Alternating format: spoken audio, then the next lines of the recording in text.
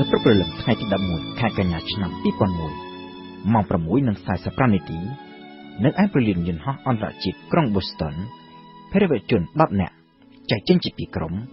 កំពុងរៀបចំឡើងយន្តហោះក្នុងជើងហោះហើរពីរដាច់ពីគ្នាគឺជើងហោះហើរលេខ11របស់ក្រុមហ៊ុន American Airlines ពីទីក្រុង Boston ទៅ Los Angeles និងជើងហោះហើរលេខ175នៃក្រុមហ៊ុន United Airlines ឆ្ពោះទៅកាន់ទីក្រុង Los Angeles ដូចគ្នានៅក្នុងអំឡុងពេលប្រហាក់ប្រហែលគ្នានោះភរិយជនពីរក្រុមផ្សេងទៀតកំពុងរៀបចំឡើងយន្តហោះនៅឯព្រលានយន្តហោះពីរផ្សេងទៀតគឺជើងហោះហើរលេខ93របស់ក្រុមហ៊ុន United Airlines ពីទីក្រុង Newark New Jersey ទៅកាន់ទីក្រុង San Francisco និងជើងហោះហើរលេខ77របស់ក្រុមហ៊ុន American Airlines ពីព្រលានយន្តហោះអន្តរជាតិ Dallas ក្បែររដ្ឋធានី Washington ឆ្ពោះទៅកាន់ទីក្រុង Los Angeles ម៉ោង 8:19 នាទី20 នាទីក្រោយពីជើងហោះហើរលេខ11ហោះចេញពីព្រលានយន្តហោះ Boston ក្រសួងស៊ើបអង្កេត FBI ទទួលបានទូរស័ព្ទពីនារីអ្នកបម្រើការលើយន្តហោះម្នាក់ដែលបានប្រាប់ថាយន្តហោះត្រូវបានក្រុមភរិយជនចាប់ពង្រត់ដែលលើយន្តហោះគឺមហាមេតអាតាក្រុមមេភរិយជនដែលជាអ្នកបញ្ជាយន្តហោះក្រោយពីបានវាយប្រហារទៅលើអ្នកបើកយន្តហោះទាំងពីររូបមហាមេតអាតាបានប្រាប់អ្នកដំណើរទាំងអស់ឲ្យរក្សាភាពស្ងប់ស្ងៀមដោយសន្យាថានឹងបើកយន្តហោះវិលត្រឡប់ទៅកាន់ព្រលានយន្តហោះវិញម៉ោង 8:40 នាទីកងឯកភាពការពីដែនអាកាសអាមេរិកបានចេញបញ្ជាឲ្យយន្តហោះចម្បាំង2គ្រឿងហោះទៅស្ទាក់យន្តហោះជើងហោះហើរលេខ11ក៏ប៉ុន្តែយន្តហោះចម្បាំងទាំង2គ្រឿងនោះ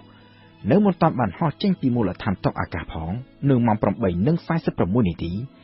យន្តហោះនៃជើងហោះហើរលេខ11ដែលជាប្រភេទយន្តហោះធុន Boeing 767ដឹកអ្នកដំណើរចំនួន92នាក់ត្រូវបានមហាមេតអាតាបើកទៅបុកអគារទី1នៃអគារភ្លោះ World Trade Center ប្រមាណជា15នាទីក្រោយមកទៀតនៅម៉ោង 9:03 នាទី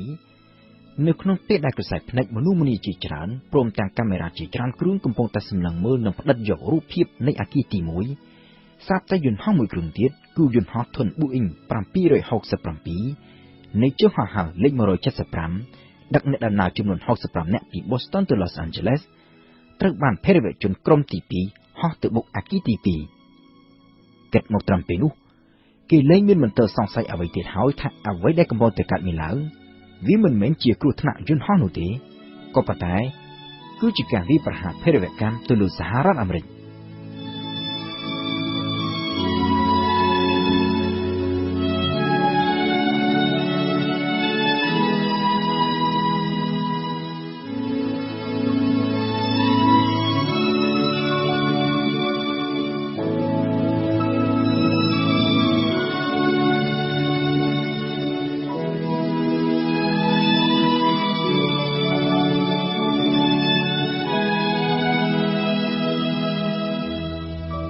នៅព្រឹកថ្ងៃទី11កញ្ញានៅពេលដែលភរិយជនបើកយន្តហោះបុកអគារ World Trade Center នៅទីក្រុង New York លោក George W. Bush កំពុងតែបំពេញទស្សនកិច្ចនៅឯសាលារៀនមួយកន្លែងនៅក្នុងរដ្ឋ Florida ម៉ោង 9:05 នាទីលោក Bush កំពុងអង្គុយស្ដាប់កូនសិស្សសុទ្ធមេរៀននៅចំពោះមុខកាមេរ៉ានិងអ្នកសារព័ត៌មានជាច្រើនអ្នកស្រាប់តែលោក Andrew Kern នាយកខុទ្ទកាល័យនៃសេតាវិមានបានចូលទៅខ្សឹបដាក់ត្រចៀកប្រាប់ដោយខ្លីថាមានយន្តហោះមួយគ្រឿងទៀតបាក់បុកអគារទី2អាមេរិកកំពុងទទួលរងការវាយប្រហារខ្សឹបរួចហើយលោក Andrew Kern ក៏ដើរចេញទៅវិញភ្លាមចំណែកឯលោក Bush បន្តស្ថិតនៅក្នុងថ្នាក់រៀនជាមួយកូនសិស្សតាមកម្មវិធីជាធម្មតាដើម្បីព្យាយាមជៀសវាងមិនបង្ហាញភាពជ្រួលច្របល់នៅចំពោះមុខម៉ាស៊ីនថតប្រមាណជា7កន្លះម៉ោងក្រោយមកទើបលោក Bush ថ្លែងទៅកាន់អ្នកសារព័ត៌មានដែលបានបញ្ជាក់ថាអ្វីដែលបានកើតឡើងនៅទីក្រុង New Yorkវាគឺជាការវាយប្រហារភេរវកម្មទៅលើសហរដ្ឋអាមេរិកបន្តមកលោក Bush ក៏បានឡើងជិះយន្តហោះពិសេសរបស់ប្រធានាធិបតីគឺយន្តហោះ Air Force One ចាក់ចេញពីរដ្ឋ Florida នៅក្នុងពេលជាមួយគ្នានោះយន្តហោះដឹកអ្នកដំណើរ2គ្រឿងផ្សេងទៀតសុទ្ធតែត្រូវធ្លាក់ក្នុងដៃរបស់ក្រុមភេរវជនជើងហោះហើរលេខ77ដែលជាប្រភេទយន្តហោះធុន Boeing 757ដឹកអ្នកដំណើរចំនួន64នាក់ក្នុងទូដៃពីរដ្ឋធានី Washington ទៅកាន់ទីក្រុង Los Angeles ត្រូវបានក្រុមភេរវជនហោះទៅបុកមន្ទីរប៉ង់តាហ្គូននៅម៉ោង 9:37 នាទីចំណែកឯជើងហោះហើរលេខ93នៅក្នុងទូដៃពី New Jersey ទៅកាន់ San Francisco ត្រូវបានក្រុមភេរវជនបញ្ជាឲ្យហោះសម្ដៅទៅកាន់រដ្ឋធានី Washington គោលដៅគឺវាប្រហារទៅលើវិមាន Capitol នៅឯទីក្រុង Washington ក្រោយពីមានការវាយប្រហារទៅលើមន្ទីរ Pentagon បុគ្គលិកដែលកំពុងតែធ្វើការនៅឯសតាវិមាននៅវិមាន Capitol ព្រមទាំងទីតាំងសំខាន់មួយចំនួនផ្សេងទៀតត្រូវបានគេជំនះចេញចំណែកឯមន្ត្រីរដ្ឋាភិបាលសំខាន់ក្នុងនោះរួមមានទាំងអនុប្រធានាធិបតី Dick Cheney ផងត្រូវបានជំនះទៅកាន់ការិយាល័យក្រោមដីនៃសតាវិមានគឺទីតាំងដែលគេសាងសង់ឡើងជាពិសេសសម្រាប់ករណីមានការវាយប្រហារដោយអាវុធនុយក្លេអ៊ែរទីការិយាល័យក្រោមដីនៃសតាវិមានលោក Dick Cheney បានទូរស័ព្ទទៅកាន់លោកប្រធានាធិបតី Bush ហើយបានសម្រេចគ្នាថាលោក Bush ត្រូវបន្តស្ថិតនៅលើយន្តហោះ Air Force One បន្តទៀតដែលមានយន្តហោះចម្បាំងហោះអមការពាររហូតតតែដឹងច្បាស់ថា Washington មានសុវត្ថិភាពគ្រប់គ្រាន់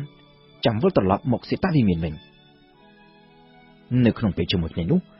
ក្រសួងអាកាសចរស៊ីវិលអាមេរិកបានសម្រេចបិទដែនអាកាសអាមេរិកទាំងស្រុង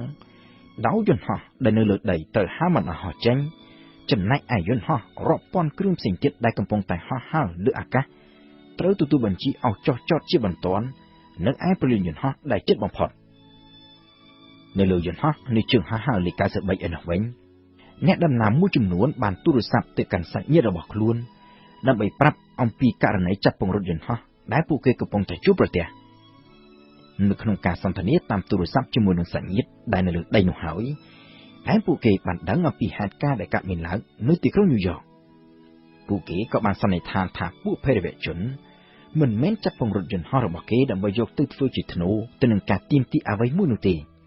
គោលដៅគឺមានតែមួយគត់គឺបើកយន្តហោះទៅបុកចំណុចស៊ីបណាមួយដូចអ្វីដែលពួកគេបានធ្វើទៅលើ World Trade Center នៅពេលនោះហើយដែលពួកគេបានសម្រេចគ្នាថានឹងសុខចិត្តផ្ដួលជីវិតវាដណ្ដើមយកយន្តហោះពីដៃភេរវជនមកវិញម៉ោង 9:57 នាទី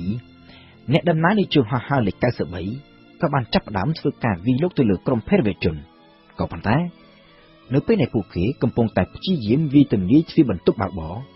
ភេរវជនដែលដឹងខ្លួនថាមិនអាចធ្វើការវាយប្រហារទៅលើគោលដៅដូចជាការគ្រោងទុកក៏បានសម្រេចបើកយន្តហោះបុកដីសម្រាប់មនុស្សទាំងអស់ដែលនៅលើយន្តហោះជើងហោះហើរលេខ 93 ដែលជាយន្តហោះធុន Boeing 757 ដឹកអ្នកដំណើរចំនួន 44 នាក់បានធ្លាក់នៅឯទីវាលមួយកន្លែងនៅក្នុងរដ្ឋ Pennsylvania នៅក្នុងពេលជាមួយគ្នានោះនៅឯទីក្រុងញូវយ៉កអគារទី1នៃ World Trade Center បានរលំរាបដល់ដីនៅម៉ោង 10 ព្រឹកចំណែកឯអគារទី2ត្រូវរលំប្រមាណជាកន្លះម៉ោងក្រោយមកទៀតគិតជាសរុបការវាយប្រហារភេរវកម្មទាំង4កន្លែងគឺនៅអគារទាំងពីរនៃ World Trade Center នៅទីក្រុងញូវយ៉កនៅមន្ទីរ Pentagon និងនៅ Pennsylvania បានបណ្ដាលឲ្យមនុស្សស្លាប់សរុបជិត 3,000 នាក់នេះគឺជាការវាយប្រហារភេរវកម្មដ៏ធំមិនធ្លាប់មាននៅក្នុងប្រវត្តិសាស្ត្រហើយវាជាចំណុចចាប់ផ្ដើមនៃសក្តានុពលថ្មីមួយនៃទំនាក់ទំនងអន្តរជាតិដែលគេតែងតែហៅថាពិភពលោកក្រោយថ្ងៃ11កញ្ញាវាគឺជាចំណុចចាប់ផ្ដើមដែលនាំទៅរកសង្គ្រាមដ៏ធំចំនួន2នៃសតវត្សទី21គឺសង្គ្រាមនៅអាហ្វហ្គានីស្ថាននិងសង្គ្រាមនៅអ៊ីរ៉ាក់ហើយវាក៏ជាចំណុចចាប់ផ្ដើមមួយដែរនៃអ្វីដែលកំពុងតែកើតមានឡើងនៅក្នុងតំបន់មជ្ឈិមបូព៌ានៅក្នុងពេលបច្ចុប្បន្នជាមួយនឹងការលេចមកឡើងនៃក្រុមជីហាតរដ្ឋអ៊ីស្លាម